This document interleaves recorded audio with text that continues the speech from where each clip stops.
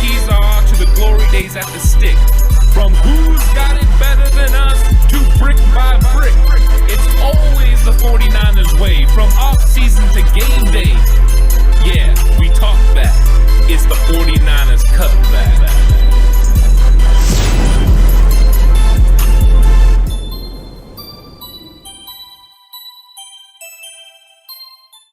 What is up, everyone? We have breaking news. The 49ers have signed cornerback Josh Norman, which comes at a little bit of a surprise. I know I wasn't expecting it to happen, but it has happened. The 49ers are going ahead and making sure to secure a cornerback. So I don't know. This kind of came out of left field. This is Jay Glazer, of course, reporting that the 49ers have signed cornerback Josh Norman. I'm still processing this. I'm trying to figure it out. We've had a lot of, different talk about the cornerback position, who was going to fill this role, who was going to be depth. We've talked about Emmanuel Moseley already, and we talked about a little bit of the struggles that go with Ambry Thomas. So some of those things are kind of coming to fruition right now, where now it looks like Josh Norman is going to be somebody that the 49ers are going to be looking to count on in San Francisco. What does this mean overall? How much is he going to play for the 49ers? I have big questions about this. I was completely shocked and caught off guard by the fact that the 49ers are looking to add a cornerback like Norman. I think we kind of started coming to the conclusion that they were feeling comfortable and safe with the guys that they had. The fact that they had Moseley and Verrett on top.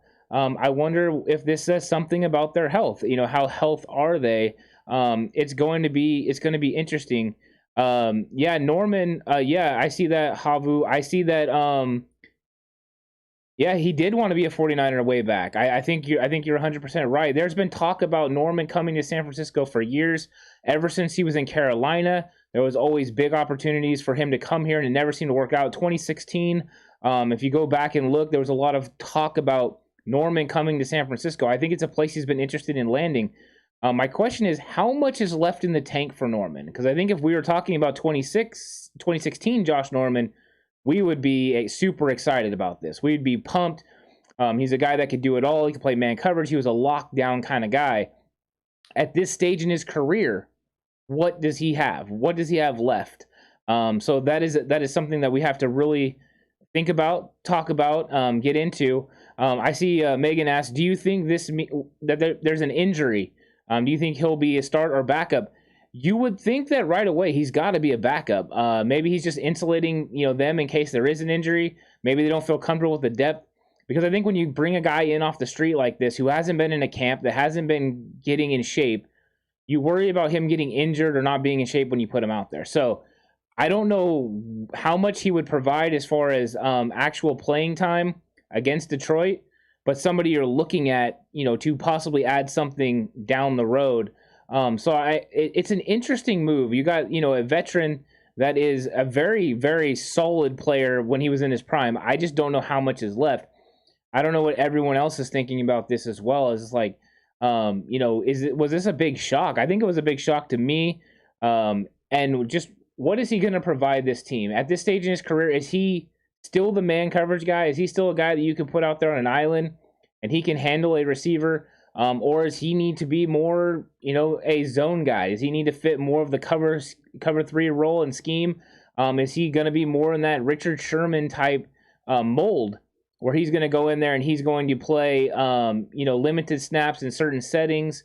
Or is this a guy that's going to come in and compete? I don't know what this means as far as Jason Verrett. I don't know what this means as far as Emmanuel Moseley. Both of them have been nicked up. We got Jason Verrett with the plantar fasciitis, and we've had Emmanuel Moseley with dealing with the hamstring after he got off the list and all that stuff. So it's a big question. But the big news is Josh Norman is on his way to San Francisco, according to Jay Glazer.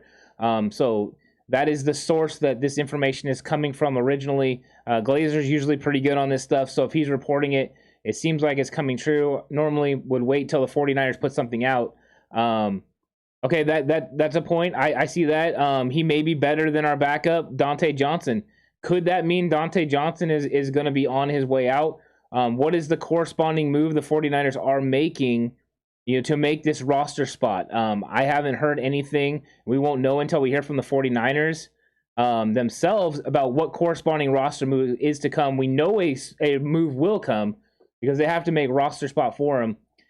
So we were wondering if this was going to be a practice squad, if it was going to be an active roster spot. This is obviously an active roster spot.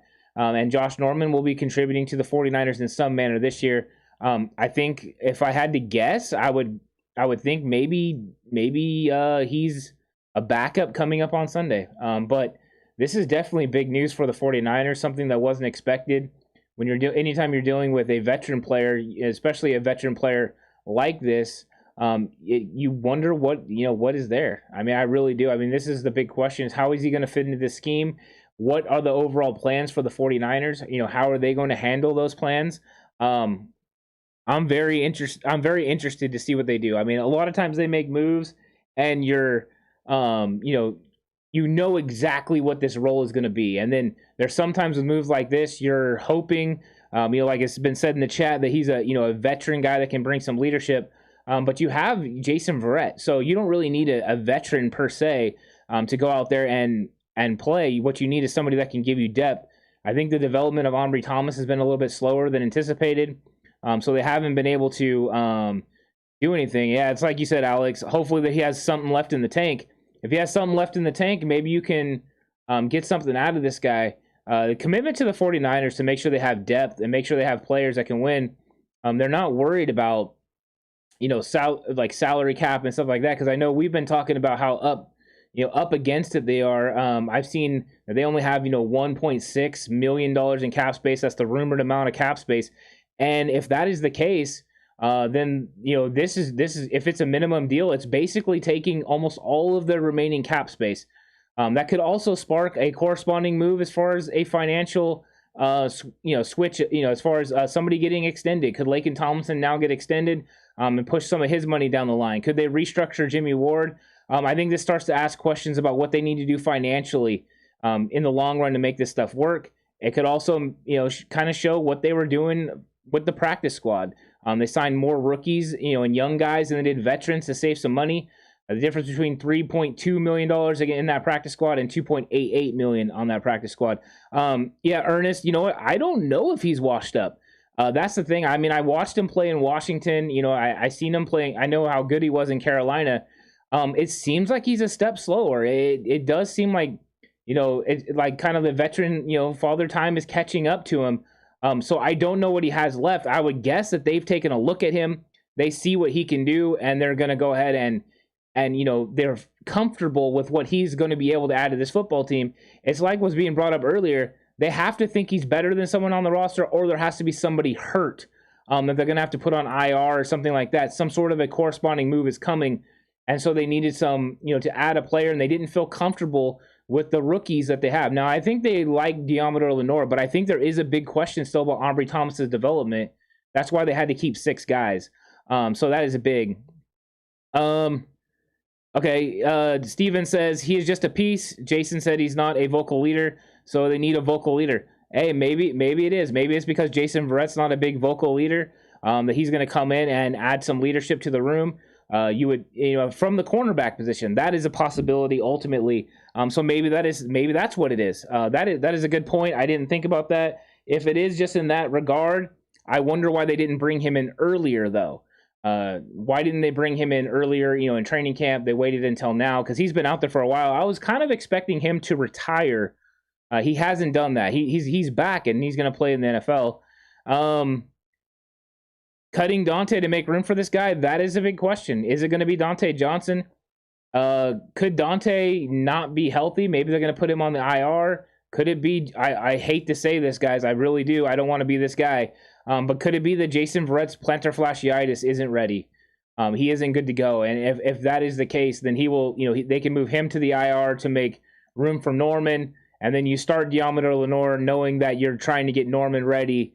So that way, once you get to Green Bay, Josh Norman is ready to go until you can bring Verrett back off the, short-term IR. That is the thing. I don't know exactly, what I think the corresponding move that happens from this will give us a really good idea of the reason why. I mean, of course, John Lynch and Kyle Shanahan are going to eventually tell us, but I think when we're kind of trying to figure that out before they get to the reports, it's going to be what is the corresponding move. And if that corresponding move is Jason Verrett going to the IR, then we got a little bit of worries here. I know they've been talking about him being ready to go, maybe him even practicing on Monday, but I'm not sure. Thanks, Megan, for the super chat. Always keeping the Cutback crew up to date. I appreciate that very much. Big time. That's awesome. But yes, so we have Josh Norman now, and the effect that it's going to have on the team overall. I mean, if this was 5 years ago, once again, I would love it. Right now, I'm just trying to wrap my head around it. I'm trying to figure out why the 49ers make a move like this for a veteran player that I think everyone was kind of coming to grips with the fact that his career was, getting towards the twilight, maybe even done. And you wonder, why now they've decided to bring him in. Hey, at least we got someone. Norman isn't a slouch. Agreed, working on me. I agree with that take. He, and that's the thing. If he is anything close to the player that he was, even in Washington, he's still a guy that's got understands football. He's still going to know the ins and the outs. He's going to know where to be. He's going to know what to do. So, I mean, that is curious. And that's a good point, that he is somebody, he's not a slouch. He's someone you can count on as a 49er. That he's got that veteran status. He understands football. He understands the X's and O's. He understands scheme. So adding a player like that, when your young guys are still developing, is very important. The corresponding move, is it Jason Verrett? Is it Emmanuel Mosley? Is it neither of them? Is it one of the depth pieces that went out that made them think that they needed to make this move? But they definitely are making moves and doing things. They're trying to win right now. Would hate to not have Jason Verrett versus Devontae Adams. Longtime Niner fan, I agree with you 100%. I think that is the first time that I really get nervous about the cornerback position if we don't have Jason Verrett on the field. If Jason Verrett is not there to play against Devontae Adams, they will have to completely scheme it up, to make sure they protect a corner, keep a safety over the top, use some bracket coverage, and even then it might not be enough because Devontae Adams can still get open. He's that kind of player. So it's a big thing. Arthur Long, wow, agreed. That was my response when I heard about it. I got a phone call from Alex, and he said, "Hey, do you see they signed Josh Norman?" No, I didn't see that, and I needed to go ahead and jump on and talk about it because I think it's too the name recognition, the person we're all familiar with his game, so that's very important. Yeah, Stephen Edmond, he's not going to start, so faithful family, come down. Jason is fam. Jason is good. We love Jason Verrett, okay? Jason Verrett is a guy that we're very familiar with. I've been a fan of him for a long time. I seen him play way back when he was a teenager, so I'm a huge fan of him. I think he has the capabilities to be an all-pro this year. So I'm a Starch supporter. I don't know what this move means. So we're just kind of throwing it out there, talking about it a little bit, but we're not, definitely no downers on any of these players because we like them a lot. Yeah, that's the question. Exactly, Alex, is like, why do you bring him in now? There's got to be some reason. Like, I know you're always looking to improve your team and improve your roster, but the whole time you've had Josh Norman out there. I mean, the 49ers knew who he was. I mean, unless somebody didn't develop in camp the way that you thought they were going to, I mean, that would be a reason. The other reason is injury. So one of those things, a corresponding move is happening eventually that will kind of give us an idea of what's going on and an outlook. And then, of course, once we hear from John Lynch and Kyle Shanahan, we'll really understand. You know what, Megan? He has, not to my knowledge, I don't believe he's ever played for Kyle Shanahan before. He played in Carolina. I know he played in Carolina for a while, and then he played in Washington recently, and he was for Ron Rivera in Carolina, and I think at the end for Ron Rivera in Washington. But he always wanted to play for San Francisco. If I remember the story right, he's a San Francisco 49ers fan. So this is a team that he's always wanted to play for. I'm not 100% on that, but I believe that's what it was. So that's big. What is up, Joel? That is welcome. I'm glad you're here. Yeah, exactly, Alex. All pro Jason Verrett. You know what, Demonic Angel, I'm sorry. You know what? He was really good at man in Carolina, And as he was in Washington, it kind of fell off a little bit. There were times where he wasn't as successful. That's another reason why I think it's a little bit of a puzzling situation. You've seen the 49ers go to the shift of running a lot of man concepts, a lot of quarters defense, a lot of cover, not as much cover three, base cover three as they were with Richard Sherman there. And I think that's what we were talking about. We were going to be able to get a lot more flexibility in the secondary, especially from that cornerback position. But with Josh Norman and his maybe limitations now at this stage in his career, you wonder if it's going to be as much man coverage as he'll be asked to play quarters, cover three, and that. So it could be the practice plan also and the game plan going into these next couple games against Detroit and Philly. They believe that they can use his skill set if necessary to be successful. So that is a good point. I don't know if he sucks at it now. I haven't seen recent film of him, and he hasn't been in camp anywhere. So there's no recent film of him this year. Stephen Edmond, no trust in the rookies. That could definitely signal what that is. It could be that. Our D-line is a beast this year. D Ford and Nick Bosa 100% healthy. That will take pressure off our cornerbacks. Shoot, they can make guys like Devontae Johnson a Pro Bowler. Devontae Johnson has had a good camp. Devontae Johnson definitely had a good camp, and I think they kind of cut him and waived him to make sure they could get Harris to the injured reserve, and then they brought Dante back. They know how loyal he is, so they were able to do that. Norman and Gordon can have a reunion. There you go. That would be interesting for sure. Stephen Byer, not ready to hit the panic button yet. If JV is hurt or had a setback they think is longer than a week, they would put him on short-term IR already. If it's a week, I don't think you put him on short-term IR. I think you roll with the guys you got, and you try to get through. That way you can play him against Philly. You can play him against Green Bay. If it is going to be longer than a week, you definitely have to make a move. You definitely have to do something, and you just have to wait for him to come back in week 4, unfortunately. And if that is the case, this will be the corresponding move. Working on me, veteran presence, smart guy, not scared to throw his body around, won't start, but adds good depth to our thin secondary. I agree with that sentiment. I agree with what you're saying, working on me, because he is a guy that understands the ins and outs of football. He understands the ins and outs of X's and O's and scheme and what these teams are going to be trying to do. He's going to be comfortable playing in all settings, where right now the rookies aren't comfortable in all those. They've never played a regular season snap. This guy's played a ton of regular season snaps, a ton of playoff snaps. So you know what you're getting out of him as far as veteran leadership and veteran ability on the field. The question is, how much has his skills diminished? If they've diminished too much, then you run the risk of having similar issues we have with Richard Sherman, where when he's out there, he can get beat deep. And as long as you don't have that issue and you're not going to get beat deep, then 100% this is a guy you can count on. Now, I wonder how much more physical, because that's one thing he brings, is a physical presence at the point of attack. He's very physical in the run game. Those are aspects the 49ers could use, and they can also scheme it up. D'Amico Ryans can help protect this guy, but with this great pass rush, there's not so many opportunities for him to get beat down the field. What is up, Jay in the Bay? I'm glad you stopped by. I love it. Norman as a starter, if Verrett or Mosley or get hurt, that could be the truth. I mean, that could possibly be what's going on. If one of them are hurt, you get Josh Norman. That way you don't have to turn it over to Dante Johnson. You don't have to turn it over to Diamador Lenore, because we know Ambry Thomas isn't quite ready yet. So it is something to keep an eye on. It's something to watch. Jason Verrett, hopefully, I'm praying is not hurt. I really want Jason Verrett out there. When Jason Verrett is out there, this defense is just different. You couple that with the fact that this defensive line is going to be absolutely impressive this year. And as long as you have those guys out there tearing it up, you're in a good situation. And you're right. We've had this brought up in chat already, is when you're going against Green Bay week 3, because I think before that, you got, they got some talent on Detroit, well, a little bit of talent at the receiver position, a lot of talent, there in Philly as far as receivers who are fast with Rager and Smith. Those guys can get open down the field with a lot of speed, where Norman doesn't make as much sense, but you have the pass rush to kind of negate that. But you have to get to Green Bay, and you have to be able to win against Green Bay.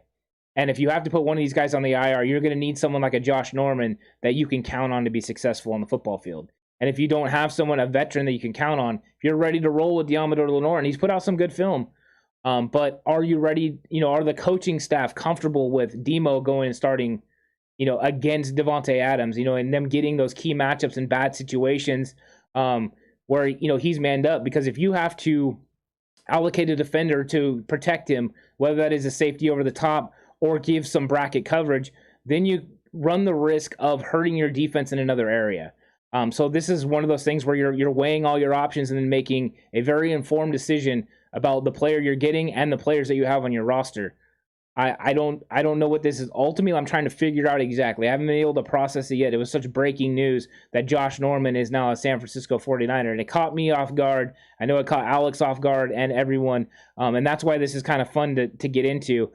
Stephen Byer says, yes, I agree, saying if it's more than a week, JV is hurt, then delay the IR announcement only helps me game plan against the Lions. It's a bad move for the Packers and Seahawks games.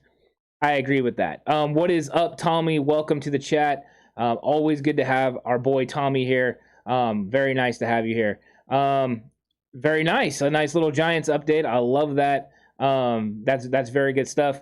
So, yeah, so the big news is Norman to the 49ers. What does it mean? What is a corresponding move? Unfortunately, there's a lot of scenarios. Is Jason Verrett hurt? Is Emmanuel Mosley hurt? Is this just something that the 49ers had to do because they don't feel as comfortable with Dante Johnson and Norman's an improvement over him? If that's the case, why didn't they do this earlier? Which then all of a sudden makes me think, oh, shoot, it's got to be something injury-based. Maybe the plantar fasciitis isn't ready to go. Tommy, you don't remember Josh Norman, Carolina Panthers, Washington football team. He was all kind of getting the business all the time. He was very talked all the time, big hitter, got into people's business. Yeah, Norman versus Gordon. There you go, David. David's all over. David Vilma, thank you for that. So what is the avenue the 49ers are looking at? What is the angle that they're approaching with this move? And how can they implement Josh Norman into this defense to go ahead and make them be successful? Where is his skill set at? Does anyone think that Josh Norman, can recapture the ability he had with Washington? Can he be at that level when he first got there, when he came from Carolina and he was kind of thought of as one of the top cornerbacks in the league? I don't know if we can get to that point. I don't know if I can get to that point. I need to go back and watch some of the film of his most recent games so that way I can get an idea. But I want to hear what John Lynch and Kyle Shanahan have to say about this. I'm guessing it's going to be a lot of the things that we've heard in chat, that he's a veteran, that he knows how to be successful. He knows how to win on the football field, that he knows how to cover. I think all these things are really good, and the 49ers are going to be interested in adding a player, and I think that's what they're going to say. We want to add a player of this magnitude. He can really add to the room. But the corresponding move is the key. And as long as the corresponding move doesn't involve Jason Verrett and Emmanuel Mosley going to the injured reserve, I'm fine with this. I'm fine with Norman coming in. If he's the improvement over Dante Johnson, let's roll with it. Let's see what he is. He's a bigger body corner. He's going to be able to go against bigger body receivers.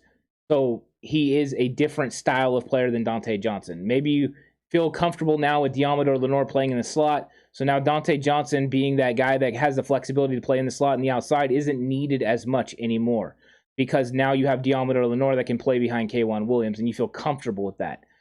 So that is something to look at when we're thinking about what Norman brings to the football team, and then also why maybe he was added. But the corresponding move is the most interesting part of this whole thing. Deion Cooper, I was watching his first start last year versus the Raiders. He was flying around the ball and even forced a Waller fumble. There you go. I mean, that is, Deion, that is a very good point. So there you go. Deion Cooper, I saw him play last year. I remember watching a little bit, but I didn't have the heightened awareness, really paying attention to him as much last year. And he was flying around making plays. That's one thing he does not fear is contact. He gets after it. That's 100% what he does is get after and make contact. So the physical aspect, helping stop the run, is something he's going to be able to do. And like against Detroit, where you got Amon-Ra St. Brown, I don't know if you're worried about Amon-Ra St. Brown consistently beating Josh Norman, even at this stage in his career. So big questions for the 49ers and big questions for us as we're trying to figure out exactly what this means for the 49ers defense, exactly what it means for the personnel decisions that the 49ers are going to have to make. Steven says, if it's not an injury type situation, they could be shipping off Ambry Thomas for draft capital back because they want to a sure safety net if Jason Verrett or Mosley get hurt. This is a Super Bowl bound team. I agree with the Super Bowl bound team. I have never thought about them trading Ambry Thomas. That is interesting. I wonder what they could get for Ambry Thomas. I really don't know what they could get because, he's a third-round pick who hasn't really developed and reached the expectations that I think anyone has had for him yet. He definitely hasn't developed into the third-round pick. If you would have told me Diamador Lenore was a third-round pick, I would feel very comfortable with that. If Ambry was the fifth-round pick, it would make more sense. But they're not. And so what you have is Ambry Thomas not developing definitely created a time where the 49ers needed to keep an extra corner. When we did our 53-man breakdown, one of the things we were talking about is the 49ers had to keep an extra veteran corner. It was shocking originally that it was Harris, and made sense once Harris went on the IR and it was Dante Johnson, because we saw Dante Johnson play in person a couple times at camp, a few times actually, and he played pretty well. It was nothing great. It was nothing bad. It was kind of like right down the middle, serviceable play.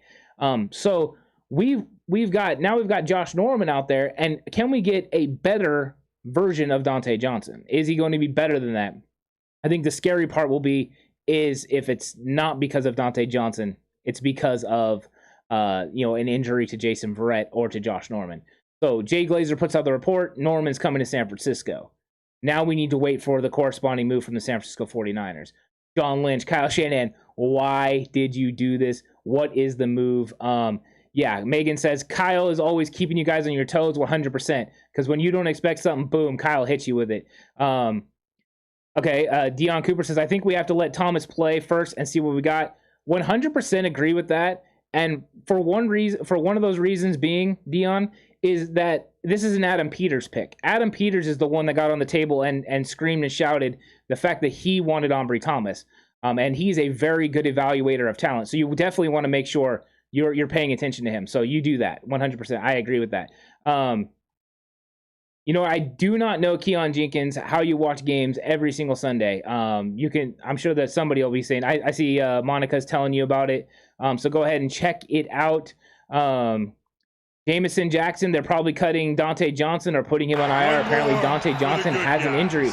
If he has an injury, yep, you are right. He is going to end up on the IR until they make a decision there. And if that is the case, then 100% this makes sense, right? That's the corresponding move. It's Dante Johnson that has the injury. So if that happens, and this is clear cut, this is clean, I think we all feel comfortable with Josh Norman taking the Dante Johnson role. You already had Harris on IR. Dante Johnson's on IR. You want a veteran corner that could come in case you get to the point where Ambry Thomas would have to play, because Ambry Thomas needs to develop from now until the middle of the season. I think at some point when we get to the middle of the season, we'll be good. James Vega. Can Josh Norman keep his cool? You hope so.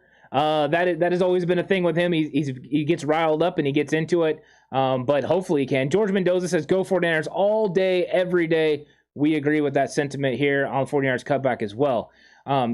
Josh Norman also has to keep his cool, but I think you're getting to a point in his career now too, right, where he's a veteran and he understands what this football game means to him. He's getting to the end of the road. I think he's just enjoying football, and he's going to have an opportunity to come play for a team that has the opportunity to win a Super Bowl. And whenever you can join a team that can win the Super Bowl, you go ahead and you take advantage of that situation. He's going to come in, he's going to put his head down, he's going to grind hard, in my opinion. And if he doesn't, then it won't matter. They'll get rid of him too. You're right. Trix, I hope it's Dante. I 100% agree with you. I hope it's Dante Johnson that is going on the IR, and this has nothing to do with Jason Verrett, nothing to do with Emmanuel Mosley. And if that's the case, and we feel comfortable Diamador Lenore at the slot, that's why it makes sense to get a outside corner like Josh Norman. The other thing I haven't really thought of an angle that I'll put out there is, what if Norman is also a very good guy for Ambry Thomas to work with? They have, a little bit of a similar height and stuff like that. Maybe those two guys can work together. He can learn a lot from Norman. That could be something, a little bit of an extra angle to look on top. Okay, Pomsky Life Nova says this is a super signing. All right, there you go. He likes it. Pomsky likes it. What do you guys think? Is this a super signing? Maybe you guys are all in on this. Tommy Huxley says not super at all. So there you go. But I think some people are definitely feeling this signing. I think if you have been a football fan for a while, and even a 49er fan, when 2016 came along and Norman was out there, you wanted Josh Norman. You knew he could be that corner that could help shut down teams and play on the outside for you, and you've always wanted him, and now he's here, and you're wondering, is this like in the 90s when they got Kevin Green and those kind of guys, towards the end of their career? But sometimes you can strike lightning in a bottle, and these guys can come to your football team and put you over the edge. Ricky Jackson in 1994, being able to bring the edge pass rush, came from New Orleans just to win a Super Bowl. Sometimes this happens, and sometimes it works. So maybe it will work. That is curious. Josh Mentory Norman, maybe it is. Magnum McCormick loves it. Okay, great, Magnum. I'm glad. I'm feeling this. I like that some people are really digging the Josh Norman move. The fact that you're feeling the Josh Norman move, I like it. And tell me why. Throw it out there. What does Norman bring to the 49ers football roster and team that you like a lot? Because I am curious about that. I think he does have intangibles and things that he can bring to this football team that the 49ers can take advantage of. And I mean, I think it kind of blew us away. It came out of nowhere. I didn't expect this news. And now that we have the news, we're kind of going through it, you start seeing some of the positive angles and the way the 49ers are possibly looking at it. We won't know the full sense of where it's going yet. But you can kind of get an idea of what is going on. James Vega, when do the 49ers have COVID issues this season? Who brought that up about the COVID? Giants. Oh, the Giants are having it. I think he's talking. I think Tommy's probably talking about last year. He's talking about the Niners had some issues. They have nothing this year. The 49ers have done a very good job of handling the virus in that situation. So we haven't had that issue, thank God. And hopefully we don't. Hopefully we don't. The 49ers hopefully are out in front of all of this, out in front of the injury bug as well. So they've done a pretty good job. So that is good news for the 49ers. Now, so Josh Norman comes to the football team. The question is, do we think he can play against Detroit? Now, they signed him at a point where I'm not sure if he's allowed to play against Detroit. I believe he is, because you have to sign him before a certain point.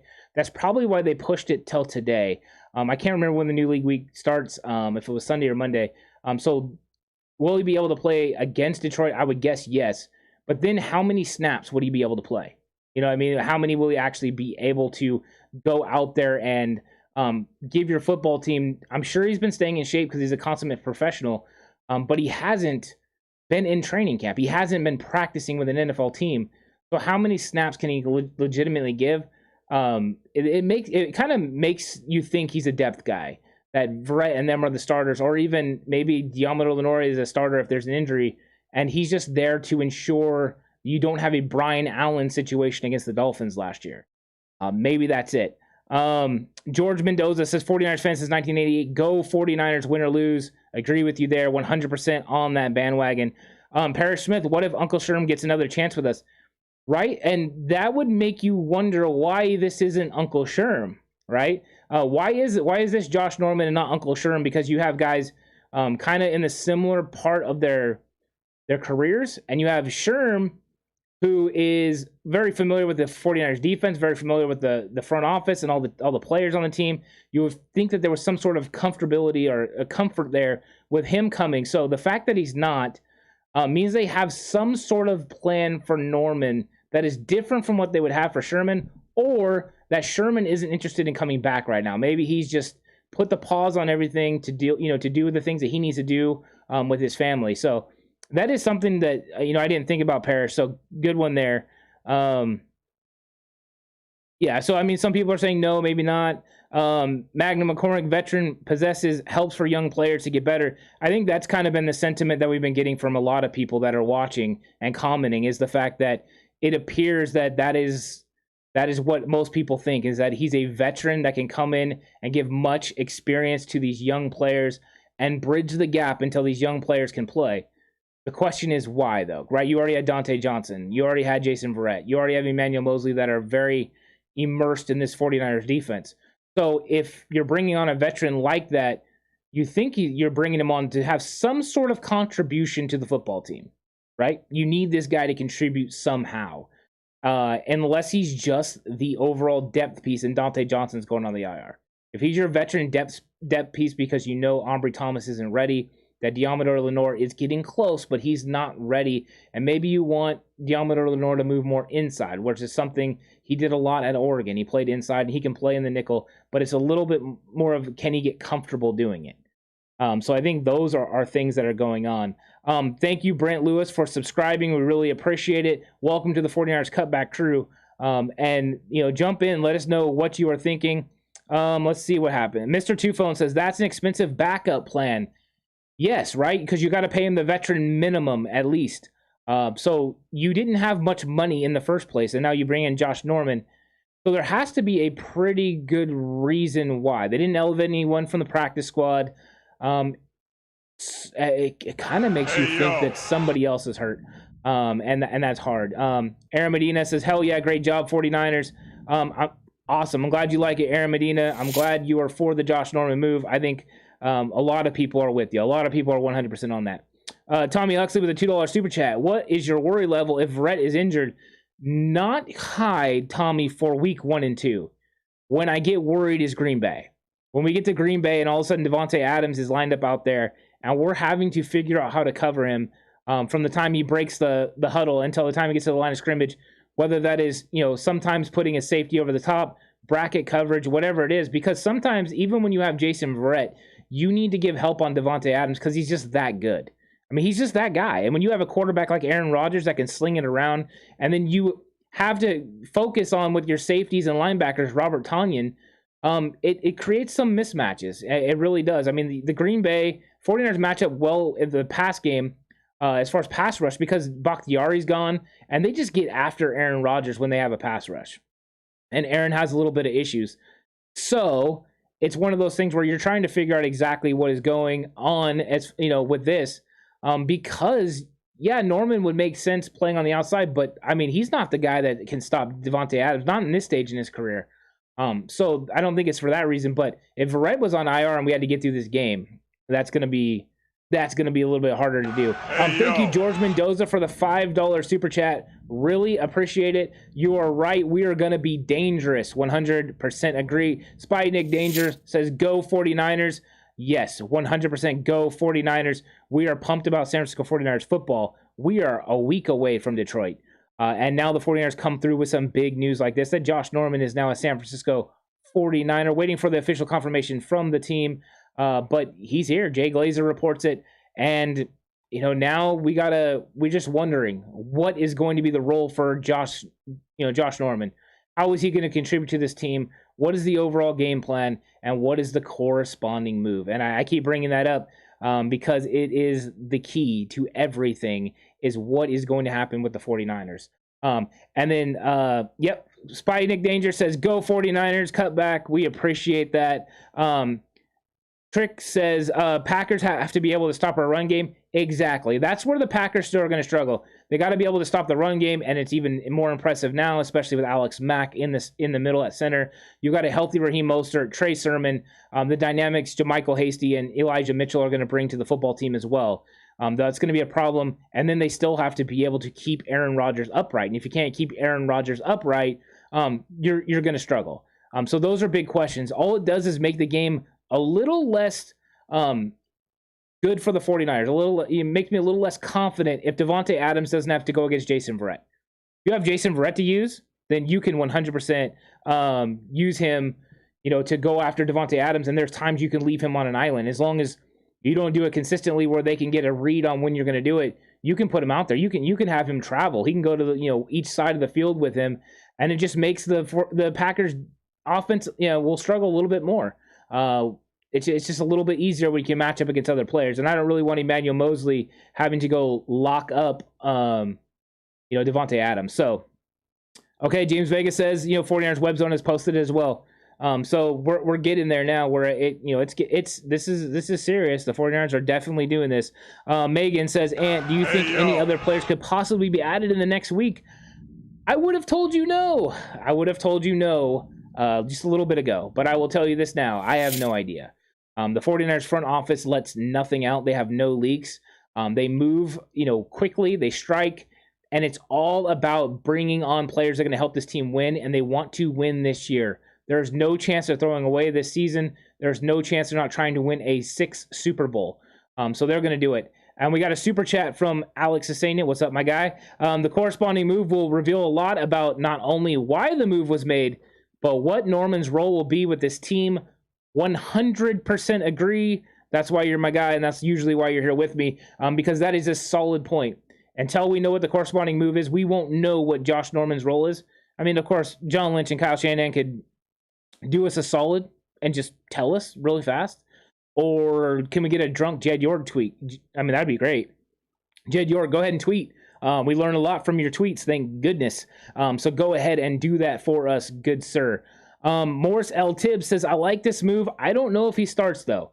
Yep, I think that is the feeling, Morris. I think that we're all on that thought process. I think the only way you start looking at him being a possible starter is maybe week 2, week 3, if there was an injury to Jason Verrett or Emmanuel Moseley that puts them on a temporary IR. If that is the case, you might run Deommodore Lenoir out there against Detroit and see how he does. And if he starts to struggle, then you go to the veteran, you go to Josh Norman. If, for some reason, Deommodore Lenoir plays well, you don't have to worry about it. But it insulates yourself in case that in case that happens. If Jason Verrett and Emmanuel Moseley are healthy, 100% Josh Norman is not starting. Like, it's not even close. Those two are dead set. Those dudes are awesome. They're not going anywhere. Chosen One says Norman is washed. Okay, you know what? Chosen One is solid. He says, no, this is the bad move. Jaden Hellman says, Grant says it's good pickup, but he will not be able to cover a guy like DK and will barely be able to cover AJ Green. You know what? Not a lot of people can cover DK. I will agree with Grant on that, is how many people can cover DK Metcalf. I mean, even the 49ers corner struggled. Emmanuel Moseley had some struggles with them last year. He's big, physical, he's fast. That's why you got to get after the quarterback. And as long as you get after the quarterback, you're going to be okay. So, I mean, that's the real key. The Critty says he is past his prime, but he will help like Richard Sherman. There you go. I think that is a very, very solid take. Something that I hear you on, and if that is the avenue that they're going, then do it. You know what I mean? Bring on a veteran player, especially if he's an improvement over what you believe with Dante Johnson. Maybe Dante Johnson's going on the IR. That makes a lot of sense. George Mendoza, great show, guys. Really enjoying it. Grant Cohn is garbage. Okay, thank you. We really appreciate you enjoying it, George. I 100% appreciate that. I know Alex does as well. Keith Harlan says another oldie. You know, that could be the take. I mean, that could be it, guys. Are the 49ers adding too many old players? You know, I mean, if you're combing through this roster, it is predominantly young, but they do have some older players, especially on the offensive line. I think the offensive line is probably where they are the oldest, with Alex Mack and Trent Williams. You know, is that it? Is Josh Norman just an old guy that we shouldn't have brought on? That is a fair point. At what point do the 49ers decide that, you know, a player is too old? Now, I will give them this, though. The 49ers have been very diligent.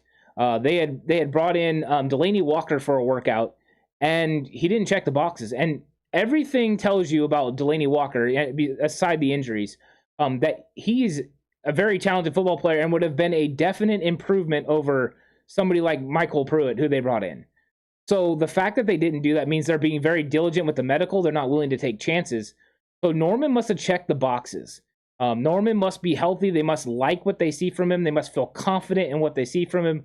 And he's a veteran guy who's not gonna, you know, he's not gonna shoot you lines. He's gonna get out there and he's gonna play and he's gonna do what he can. So those are some things right there. You know what I mean? So those are some things to look at. Keith Harlan says maybe he can help coach up Ombre and Lenoir. Yeah, exactly. That's what I brought up a little bit earlier, Keith, is the fact that maybe he can help and Ombre Thomas develop while he's on the roster.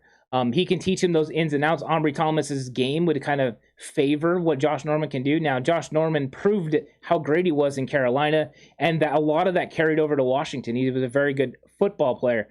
So it'll be interesting. Crux98 says, isn't this the guy that got stiff-armed by Derrick Henry?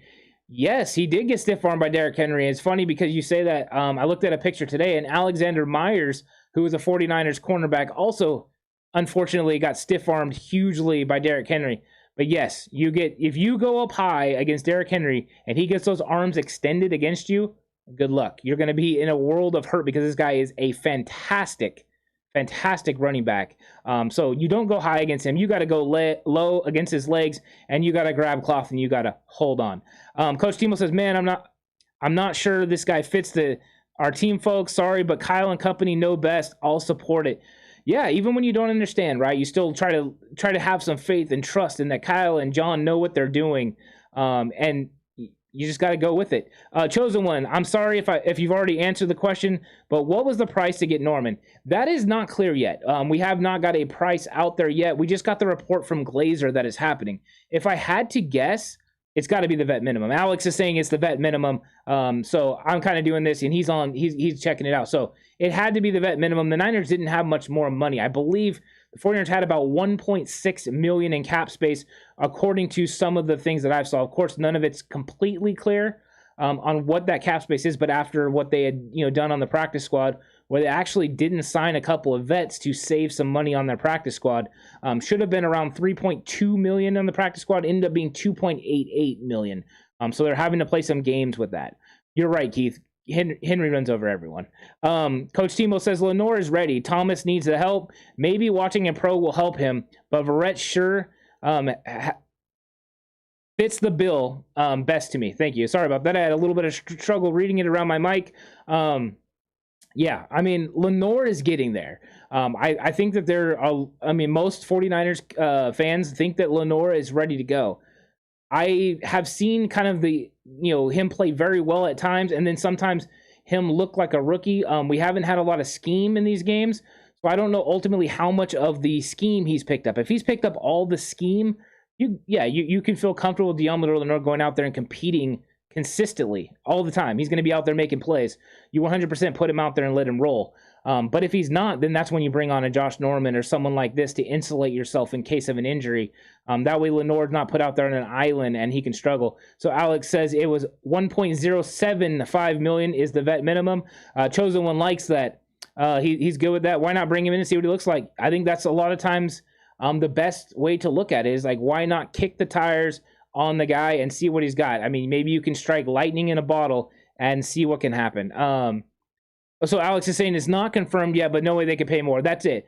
They can't pay him more money unless they worked out some sort of a restructure and extension. So a restructure Jimmy Ward, extension with Laken Tomlinson. But that means if you had any plans of going to Jalen Moore and Aaron Banks next year at the guard position, you now on the hook for Laken Tomlinson. And I don't know if they've decided that yet. So those are all big decisions, but it is a win now San Francisco 49ers football team. They are about winning right now. They're not about waiting. They want to prove it this year. They're going with a dual quarterback system to try to win, and they're trying to make sure, that they have the guys. Kendricks fleeced us a bit. Lazy bum.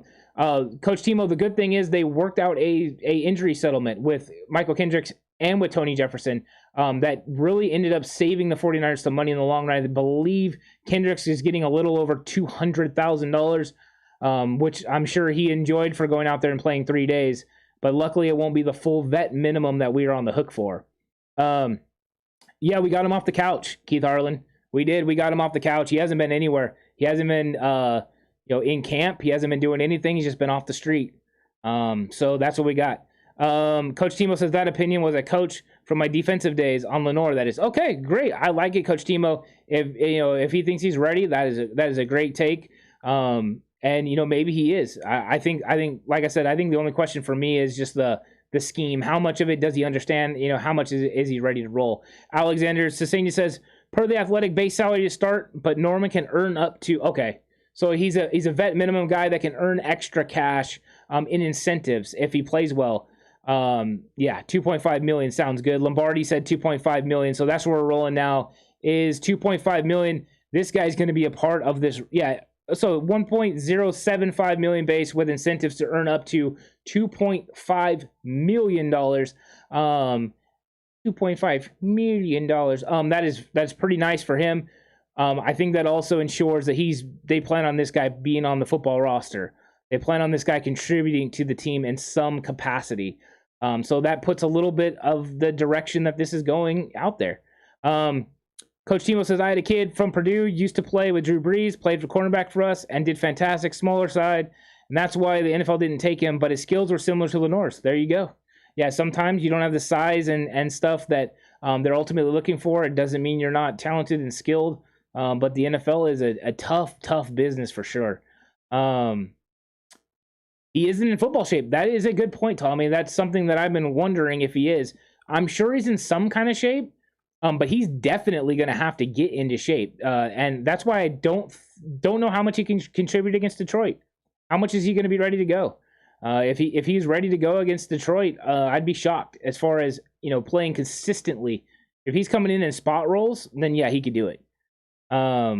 But I don't know. There is a difference between being in shape and working out and being in football shape. The only way you get in football shape is by playing football. So he definitely needs to get into football shape. And if he does, maybe he can add to this football roster. They definitely feel comfortable with it. The incentive-laden deal to get him in here. This isn't just a run-of-the-mill, he's trying to come in for the minimum roster and extend. He's trying to get out there and make plays. He sees an opportunity and avenue where he can get out there and make plays for this football team. And he's betting on himself. Hey, I'm going to bet on myself and get that $2.5 million. And we know that those incentives will roll into next year's salary cap figure if he reaches those expectations. If not, then you don't have to worry about it. Coach Timo says, yeah, I agree with you on the scheme for Lenore. I see him getting playing time in nickel corner and dime. Also, he has sticky coverage skills. Agree with that 100%. Samuel Hannibal says, as long as our defensive line can get to the quarterback, our secondary should be able to hold up. Agreed. That is the one caveat that we have as 49er fans. And as a 49ers team, the 49ers defensive line can make it very easy on the secondary at times. And they don't have to guard receivers as long. So they can, as long as they recognize concepts, they can get on these guys and really lock them down. Make sure that quarterbacks, can't come off their first read. They can't run double moves. All that is important. And that protects a cornerback room. So that is a good point. Chosen One says, to be honest, I would much rather have Sherman as a backup plan over Norman. I can't disagree with you there, which means you wonder if Sherman is ready to come back. Maybe he's not in a place where he wants to come back at this moment. So, we'll see what happens there. Okay, James Vega says, coming in now. I doubt they have him playing this week. Yeah, could be. So I could be wrong. We'll see what happens. No on Sherman from Coach Timo. He says he couldn't stay healthy and slowed down enough for teams to target him in man coverage. He's a pure zone cornerback. Our defense has evolved now.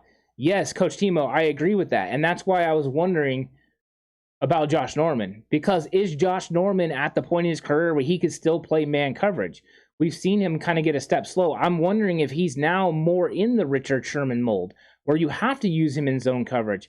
Is he still able to play man coverage consistently, or has he lost a step where he's not? These are big things that we don't know yet. So we have to kind of see him on the field, and unfortunately, we're going to get no looks at all at him until it's time for him to play in a game. We're not going to get to see him at practice or nothing. I'm curious what he says about what he's been doing in the offseason, how he's been staying ready. There's going to be a lot of cool storylines that come from this because just the name value alone of Josh Norman. Coach Timo says, good stuff, guys, but Sherman no longer has it, unfortunately. I noticed it last year. Well, we're definitely not gonna argue with that, Coach Timo, because we believe Sherman did lose a step, and the defense does change when Sherman's out there because he's kind of pigeonholed into the cover three and the zone, the quarters, is what he could do. He couldn't run man, which made it a little bit of a struggle to get off the field on third down. Keith Harlan says, if he turns it around like Jason Verrett, it would be a great secondary, though. And then he followed up with Sherman is slow. I hope he's faster than Sherm. 100% agree. You're right. The only thing that's different is Jason Verrett is still in his 20s. Norman is not. For a cornerback, when you're still in your 20s, you have the opportunity to still be successful, contributor in this league. And I think once you get kind of, to that 30 and plus, you start to worry about a corner. How many steps are they going to lose? How much slower are they going to get? So those are going to be big questions for Norman. Has he lost a step? I would like to think they worked him out, looked at him, or at least got a good idea of what he's running as far as time-wise, how he's looking getting in and out of his breaks, all that stuff, just how smooth he looks, how those hips look. I'm really curious about all that because overall I've liked the player for years. I didn't think this was even an option for the 49ers. If you would have told me this week, last week, 2 weeks ago during the offseason, the 49ers are going to sign Josh Norman, I would have been like, wait, this isn't 2018. So I do think it was a surprising move, but ultimately, if it can benefit our football team, I'm all in for it. Coach Timo says also on Norman, his cover skills are going to be tested early. If he can come in shape and ready to run, he can make it. You're right. They're going to go after him in a heartbeat. Orlando Ventura says, could Sherman end up returning back to San Francisco 49ers? I thought this would have been the opportunity. This would have been it. And they went Norman, which means maybe Sherm doesn't want to come back, Orlando. And maybe it's Sherm that's not ready to contribute to this football team. Maybe he wants to be home with family. Maybe that's his focus right now. I can't fault him for that. But I also don't know what the 49ers are reaching out. Or maybe Sherman just wants too much money. Those are questions we won't know. The 49ers, number one, will never tell us. And Richard Sherman has so much respect for the 49ers and John Lynch and Kyle Shanahan that he's not going to let it known either. So I don't know if we'll ever really know that for sure. Otis Langdon says, need another veteran to boost our secondary. That could be it. 100% could have been.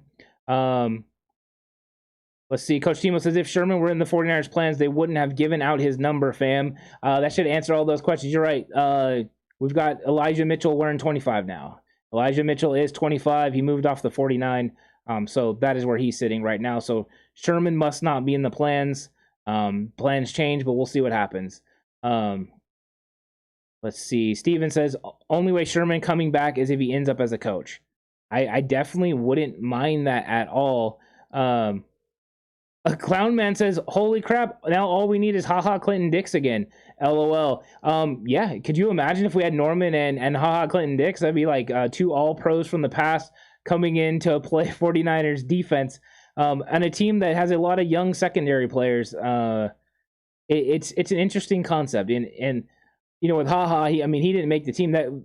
I wish we could have gotten to see Josh Norman during the preseason, guys. I do. I really wish we could have gotten to see him. I think that would have been fun. And then we would have kind of had a better idea where he was. Kind of with HaHa, where HaHa was just on the brink of making this roster, but wasn't quite able to get there. That is the only thing that I wish. Travis White says, great addition. Hey, there we go. Another person that is very high on the Josh Norman signing. I'm like waiting to see. I'm really waiting to see. I don't really have an opinion on if it's a great signing, it's a bad signing.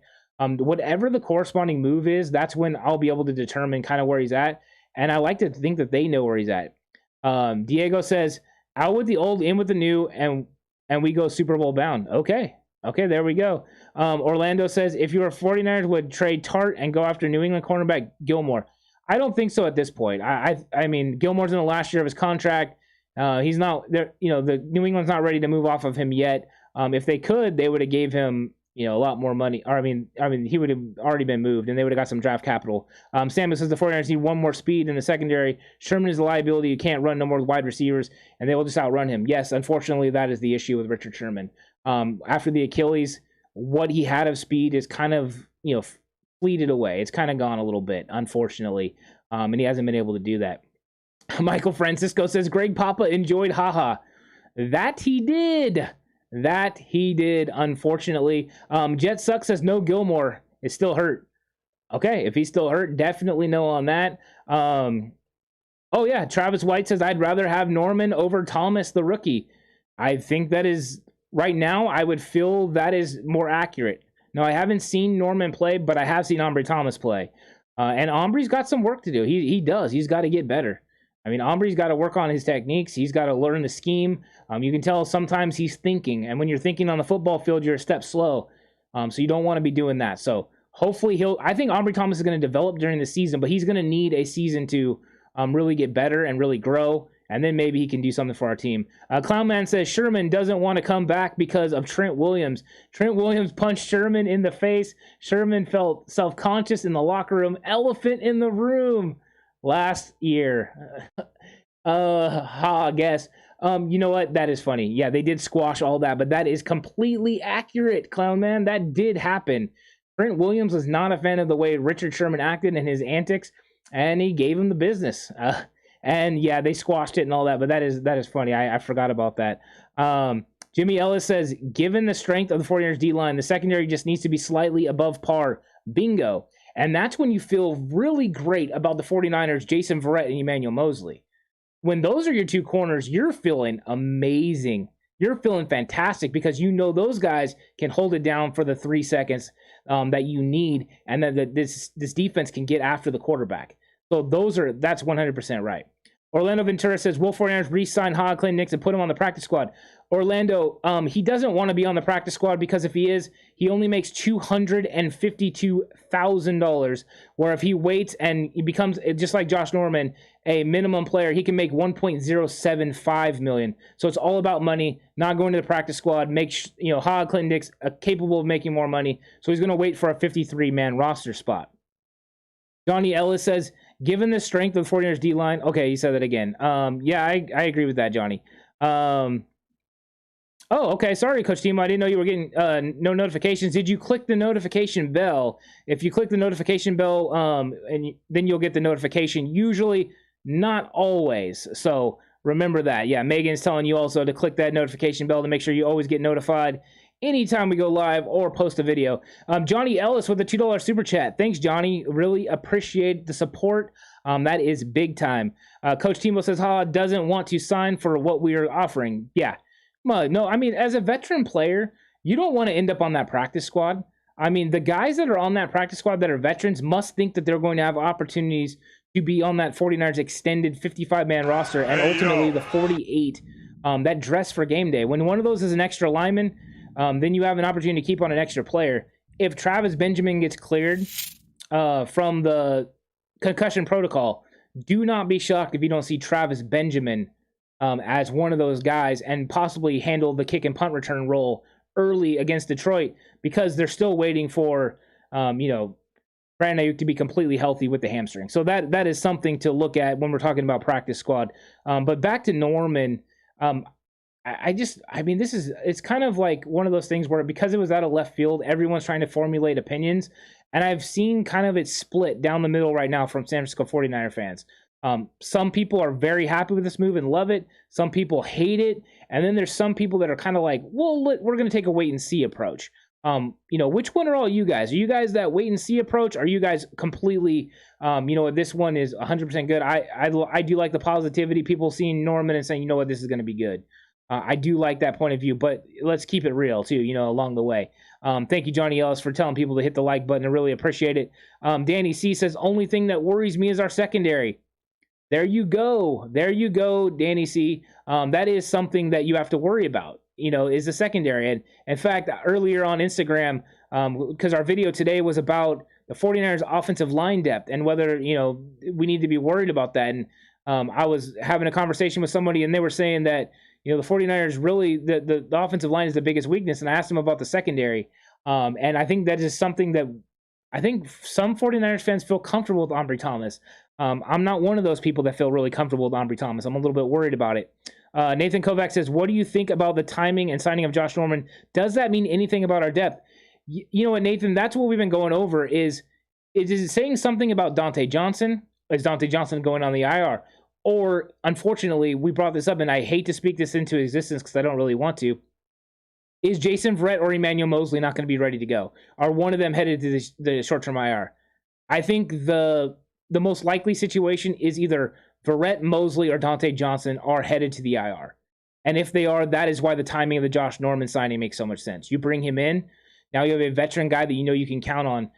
That way, if Diamador Lenore is asked to go out there and you don't feel comfortable with some area of his game, or if he hasn't picked up scheme to the level at which you wanted him to reach, then you have a Josh Norman to fall back on. You have somebody that has been through it, that's played in playoff games, that is a very physical tackler, that has had very good success as a man cover guy and in zone.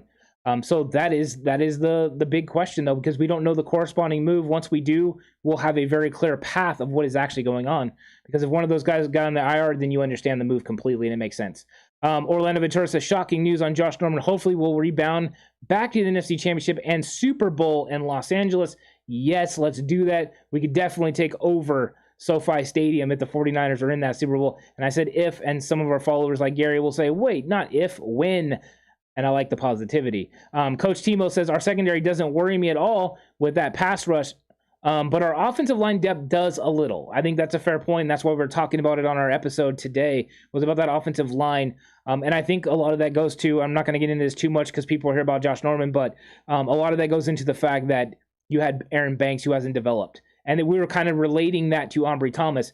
If Aaron Banks and Ambry Thomas would have developed to the level that I think 49er fans were expecting coming out of the draft, then we would feel comfortable with the depth on the offensive line with him, Jalen Moore, Tom Compton, and Jake Brendel. But because he hasn't reached that potential, we're worried now about, that next level, that next line of offensive linemen. And that's the same with the defensive guys. That's why when we were building our 53-man roster, we knew the 49ers couldn't keep only 5 defensive backs, corners. They had to keep a 6th, a veteran, to insulate themselves because they couldn't get to a situation where they had a Brian Allen playing, and you have Ambry Thomas who's just not ready. He's not capable right now of giving you consistent snaps and consistent play from the cornerback position.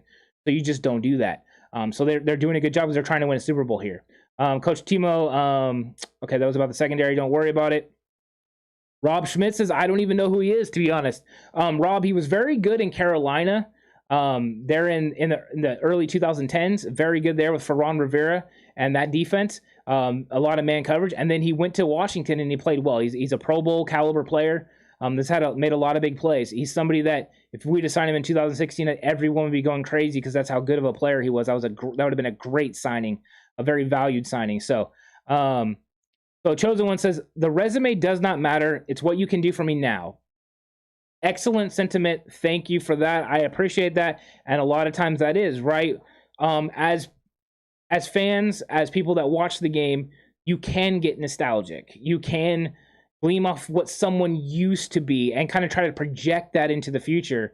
And that doesn't always work. Sometimes it is right now. That's like Delanie Walker. I'm going to be 100% honest. I wanted Delanie Walker. But when they didn't sign him, it means he wasn't ready. And I don't know who he is today. So that sometimes you have to pay attention to that. So that is a very, very solid point. You definitely need to do that. David W. says, talk of moving Kinlaw to right guard, serious possibility. No.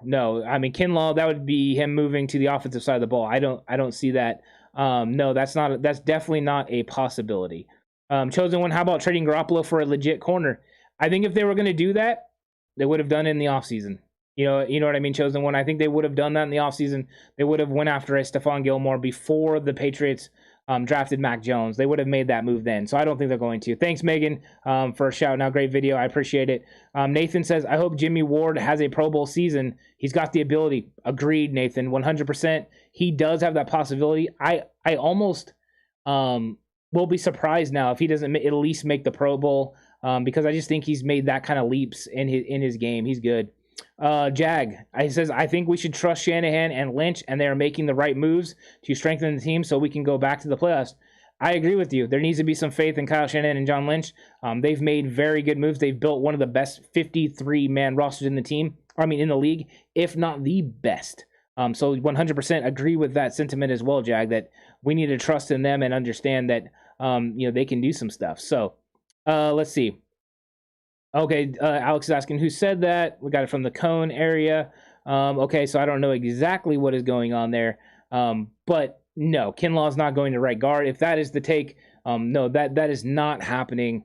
Javon Kinlaw is one heck of a defensive tackle. He's going to have an excellent football year, and he's going to be one of the big reasons why the 49ers secondary is successful, no matter who is playing corner, no matter if that is Deommodore Lenoir, Ambry Thomas, or Josh Norman.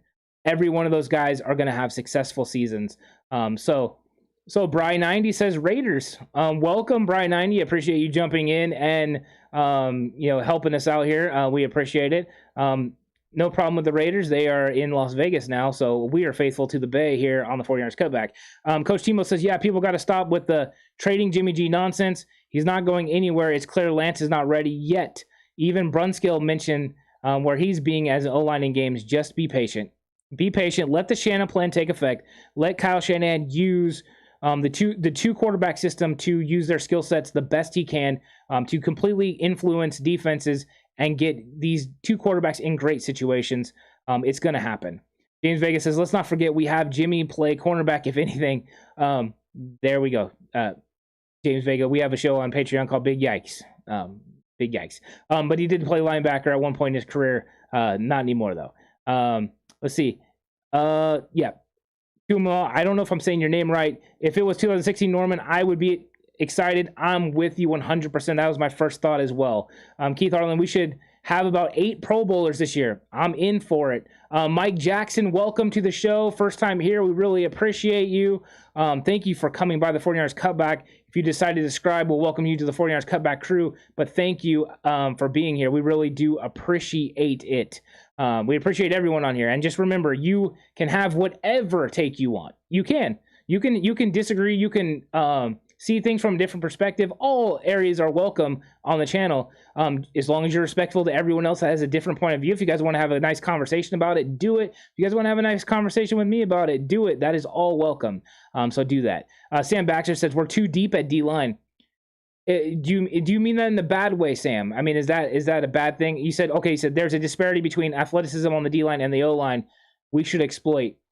There is a difference. The D line is going to be fantastic, and that wide 9 is going to be crazy. So I'm okay with the D line. I'm okay with the keep it 11 because we had one guy go to the IR already. So you're gonna have some play there. You also don't have both of them playing full speed. Jag says when we find out the reason for Josh Norman move, we will find out when Kyle Shanahan and John Lynch want to make it known. When they want to make that corresponding move, I'm sure they've already contacted the NFL about that move.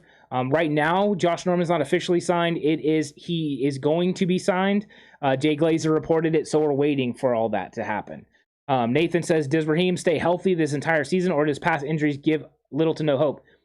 I think that, Nathan, you're going to get Mostert, whether they have a strategic way they're going to use him, 10 to 15 snaps a game to keep him healthy. Sprinkle in, have Trey Sherman take some of that role, over and get more carries and more touches, and then sprinkle in Elijah Mitchell and Hasty. That right there will help keep him healthy for the whole season. I think that is the goal overall. Thank you, James Vega. He's talking about Jimmy Ward. I appreciate you clarifying that. I thought you were talking about old James Garoppolo there, huh? No, you're right. Jimmy Ward could help and corner in a pinch. I think he could even help in nickel. Me and Alex have talked about this a little bit. If Marcel Harris is playing in base 4-3 down sets as the linebacker, Jimmy Ward could run up in the nickel. Marcel Harris could play the safety position, and then all of a sudden you went from a base 4-3 to a nickel without really having to worry about it. So that is very nice. David W. asked about Lance's finger. No, the last we heard about it, he's got the brace on it. They have it taped up. He's supposed to be ready to go for practice tomorrow. Tomorrow will be the first time that we get to see if he's taking snaps, if he's getting ready to go. But the main target date, David, to watch is Wednesday. That's when they're going to start putting in the practice plan. The game plan for Detroit, and that's when you expect more players to be out there. If he's not out there on Wednesday or he's not taking snaps on Wednesday, that's when you get kind of concerned. Keith Arlen says Raheem will be here all year. We have plenty of other good running backs to keep him fresh. Agreed. I think that is 100% agreed. So I like it. We got a new subscriber. So we appreciate that, David W. Welcome to the 49ers Cutback crew. You are welcome here. Coach Timo says, yeah, Jimmy Ward can do everything in the secondary. I think the experiment is clearly a successful one, and being patient with him has paid off big. Agreed. With Jimmy Ward, part of him being so successful too lately, Coach Timo, is him being able to play the safety position. Now that he doesn't have to go back and forth between different positions, he can play that position. Definitely makes it a lot easier. But you're right, he can do it all. Ian Sharp says no issues at running back. They have the depth. 100% agree. They are sitting pretty, and they even got Jeff Wilson, there on the IR in case he needs to come back. James Vegas, so cornerback depth isn't that bad. Maybe not now. Maybe this shores it up. I think there was a question with Omri Thomas. Omri Thomas is the question. How ready is he going to be? If he's going to be ready, we're going to be good. But I think that they're insulating themselves and insuring themselves in case that doesn't happen. So you bring on Norman to make sure you have a guy that you can feel comfortable and confident with. So, 100%, that's what you're continuing to do. We've been talking about this for, a while now on the show, is the 49ers are always wanting to bring in players that will help them win, no matter what. You're trying to win right now. There's no throwaway seasons. You're always trying to improve your team at every single position. So whenever you get an opportunity to do it, and this is another opportunity to do that. Now we don't know what the corresponding move is, and that I'm waiting for that. Jags, Coach Timo says, I think Lance is slated to start practicing on Wednesday, not tomorrow. That's what I heard in KBR for Kyle. Okay, because Kyle originally said, Coach Timo, that it was Monday. So if it's been moved to Wednesday, no real shock there. But thank you for clarifying that. I really do appreciate it. Jag, if we can get 80 to 90% of 2016 Josh Norman, I will be very happy. That's a good point. 2016 Josh Norman was fantastic. An 80 to 90% version of him, would be awesome. That'd be great. So that would be really, really cool. Coach Timo, Lance not throwing or even handling the football yet, so I'm not sure they want to be careful. Yeah, he's got the splint on it right now, and they just taped it up, so it's one of those things. So thank you, Sam Baxter, for subscribing. Thank you, David W., for subscribing. We really appreciate it. Welcome to the Cutback crew. Tua says, I say throw him out there in week 1 and let's see what he can do. We should still win against the Lions. That's that could be the take, right? That could be the thing. Is Josh Norman going to go out there day 1, game 1 against Detroit and go out there and handle business? I think if there was a wide receiver core group to go against for Josh Norman to get your feet wet and get back into the swing of things, it might be this one. Because Ken Allman, Ross St. Brown consistently beat him. You know what I mean? Rashad Perriman's not there anymore. You know what I mean? So it's like, okay, this is the guy. Yeah, Tommy, he said Raiders and left, and that is completely fine. We're faithful to the Bay here. That is fine. No big deal. San Francisco says, hopefully Josh Norman got enough left in the tank. He was better a while ago. Agreed. I mean, he's getting a little long in the tooth. But does he have enough for San Francisco? Does he have enough to help the 49ers win football games? He doesn't have to have it all. He just has to have enough. And as long as you get him to have enough, then he can contribute to your football team. So that'll be nice. Yeah, he said Monday originally, but you know how it is, Coach Timo, with injury reports. They change it up. So it's one of those things where I said on an earlier episode, me and Alex were talking, that Wednesday was the day, because that's the day I'm interested for, not just Trey Lance, because we want to see the Shanna plan, but also for guys like Jalen Hurd, Jason Verrett, all those guys. If they're out there on Wednesday, Herman Warren isn't there anymore. There you go.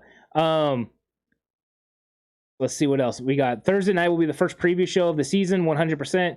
If you want to, check out our preview show, we're going to have a preview show on Thursday at 5:30 Pacific time. You can jump in. It's a live stream. Check it out. We're going to be going over all the key matchups, everything, getting you ready for 49ers versus Detroit. We're going to have our lock it up picks. You're going to be able to make picks as well all throughout the week. Make your picks on who is going to win the 49ers versus Lions and who's going to win these other NFC West battles. Make sure you're there for that. The preview shows are always some of our best content. It's exciting as we get into the games and really get into the ins and outs of the 49ers versus the Lions. Where we can really break down offensive and defensive matchups and all that. It's going to be crazy exciting. So if you have the opportunity, 5:30 Pacific time on Thursday, hop over and check that out.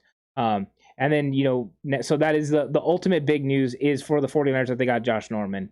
I'm not going to hang on here too much longer. I'm going to give it a few more minutes. So if anyone has any other questions before we wind down, go ahead and throw them in there. I will gladly answer any questions that you have. Thank you, 49ers Lakers, for life. Great show. Appreciate it. Appreciate the support. You always come through. Love having you around. So Jag says, as far as our cap goes, it is possible to make room or moves, or is that it?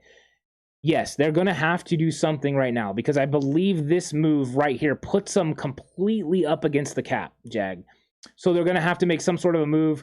I think they have the money right now, but now it is like razor thin. So I won't be surprised if they don't go ahead and, do something else, restructure a contract, extend somebody to make something happen. The cap next year goes up. You're right, James Vega. It goes up in a big way next year. The problem is, you just got to make sure. Yeah, and that's right. Some of the people are getting into the 49ers Cutback Fantasy League. They're having their draft tonight at 6, so I'm definitely going to go off before then. But if you have questions, go ahead and throw them in there. I'm going to hang on just a little bit longer. I should be watching my Florida State game, but, when Josh Norman knew drop, I had to get here and get here and talk with all of you guys. But, yeah, I think that is one thing we had to figure out is the cap number as well. Now, the fact that it's come out that it looks like it's a minimum salary with incentives, an incentive-laden deal, definitely means that at least those incentive-laden deals come over. Okay, so James, you're saying you saw that he had about $5.5 million in cap space. I wonder if that was figuring in the numbers coming from the practice squad. If that is the case, the numbers that I saw were coming from the vaunted spreadsheet that David Lombardi has, where he's got it down. I believe it was like $1.6 million. So we don't know the actual numbers. I think only the team in the league know the numbers right now. So we won't know exactly what it is. So Coach Timo says Ant is the fastest talker up in here, and Alex is the fastest fingers. You just got a new nickname, Alex the Fingers Cesena. There you go. Gotta love that from Coach Timo.